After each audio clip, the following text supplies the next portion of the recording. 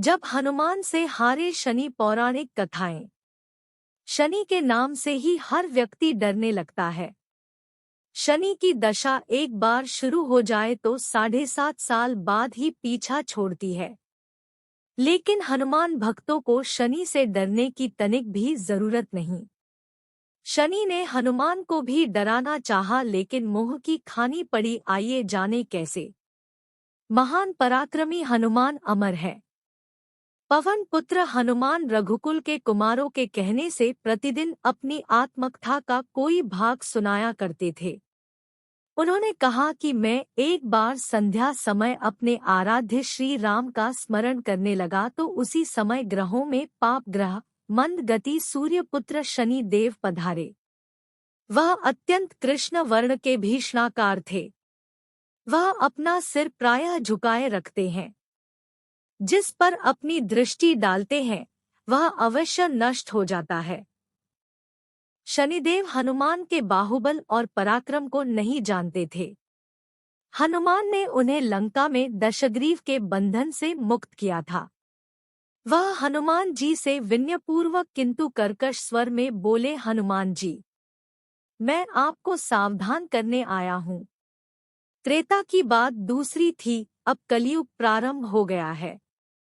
भगवान वासुदेव ने जिस क्षण अपनी अवतार लीला का समापन किया उसी क्षण से पृथ्वी पर कली का प्रभुत्व हो गया। यह कलियुग है। इस युग में आपका शरीर दुर्बल और मेरा बहुत बलिष्ठ हो गया है। अब आप पर मेरी 7.5 की दशा प्रभावी हो गई है। मैं आपके शरीर पर आ रहा हूँ। शनिदेव को इस बात का तनिक भी ज्ञान नहीं था कि रघुनाथ के चरणाश्रितों पर काल का प्रभाव नहीं होता। करुणा निधान जिनके हृदय में एक क्षण को भी आ जाते हैं, काल की कला वहां सर्वथा निष्प्रभावी हो जाती है। प्रारब्ध के विधान वहां प्रभुत्वहीन हो जाते हैं। सर्व समर्थ पर ब्रह्मा के सेवकों का नियंत्रण संचालन पोषण प्रभु ही करते हैं। उनके सेवकों की ओर दृष्टि उठाने का साहस कोई सुरसुर करे तो स्वयं अनिष्ट भाजन होता है।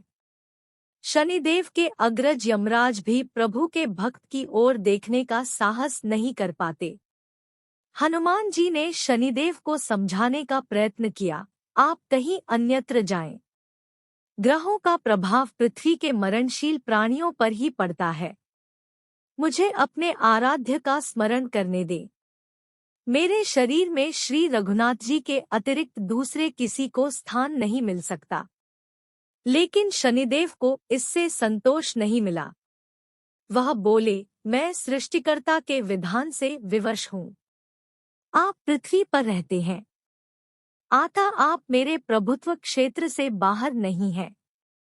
पूरे 22.5 वर्ष व्यतीत होने पर 7.5 वर्ष के अंतर से 2.5 वर्ष के लिए मेरा प्रभाव प्राणी पर पड़ता है, किंतु यह गौण प्रभाव है। आप पर मेरी 7.5 आज इसी समय से प्रभावी हो रही हो। मैं आपके शरीर पर आ रहा हूँ, इसे आप टाल नहीं सकते।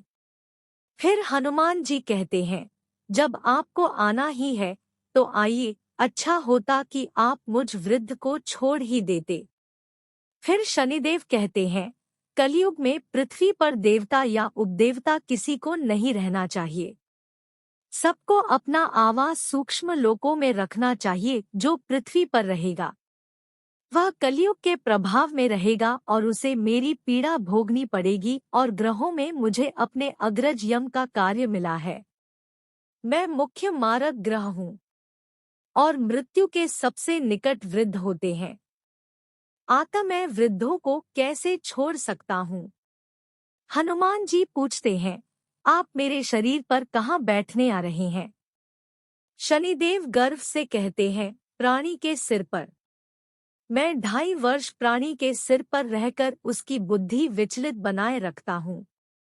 मध्य के 2.5 वर्ष उसके उदर में स्थित रहकर उसके शरीर को अस्वस्थ बनाता हूँ व अंतिम 2.5 वर्ष पैरों में रहकर उसे भटकाता हूँ।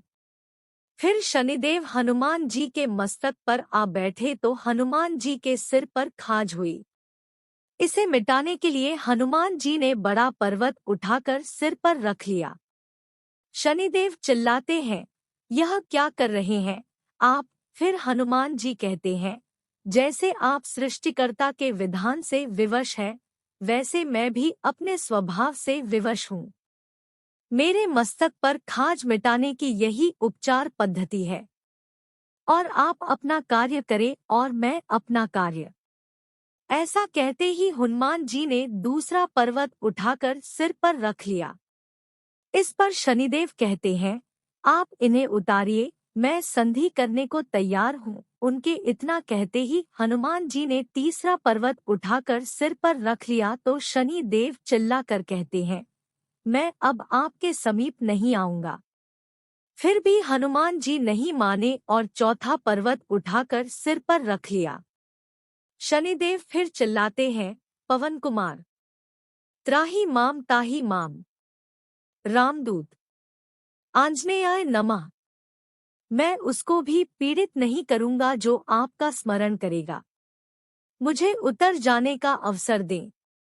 हनुमान जी कहते हैं, बहुत शीघ्रता की, अभी तो पांचवा पर्वत शिखर बाकी है।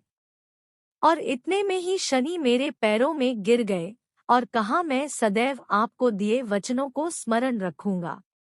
आघात के उपचार के लिए शनिदेव तेल मांगने लगे। हनुमान जी तेल कहाँ देने वाले थे? वही शनिदेव आज भी तेलदान से तुष्ट होते हैं।